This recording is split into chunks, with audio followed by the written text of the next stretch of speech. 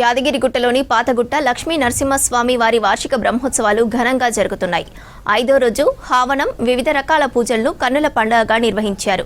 స్వామివారు గరుడ వాహనంపై తిరువీధుల్లో ఊరేగారు. శ్రీ లక్ష్మీ నరసింహస్వామి అనుబంధ ఆలయమైన పాతగుట్టలో వచ్చే నెల 3వ తేదీన అష్టోత్తర శతఘటాభిషేకంతో ఈ ఉత్సవాలు ముగియనున్నాయి.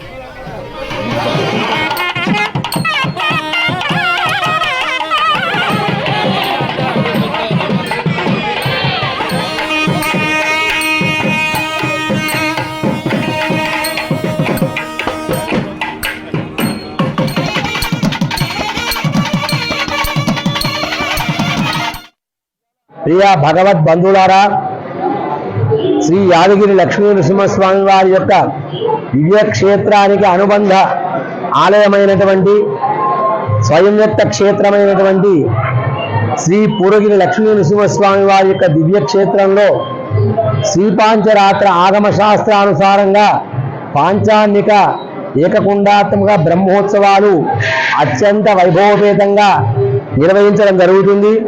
ఈరోజు పౌర్ణమి, గరుడ వాహనం అద్వితీయమైనటువంటి వాహన సేవ జరిగింది. స్వామి యొక్క సన్నిధిలో గరుడ వాహనంలో ఉన్నటువంటి వాసుదేవుణ్ణి దర్శించి భక్తులందరూ కూడా పులకించి తరించారు.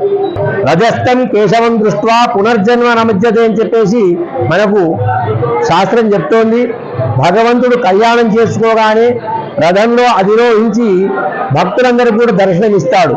కళ్యాణ స్వామిని దర్శించుకున్నట్టయితే కళ్యాణం మంగళప్రదం అన్నట్టుగా మనందరికీ కూడా మంగళములు చేకూరుతాయి, భగవద్ అనుగ్రహం కలుగుతుంది. అలాగే రథంలో ఉన్నటువంటి స్వామిని దర్శించినట్టయితే మంచి ఆరోగ్యము, సర్వదోష నివారణ కలిగి భగవంతుని యొక్క అనుగ్రహం పరిపూర్ణంగా కలుగుతుంది.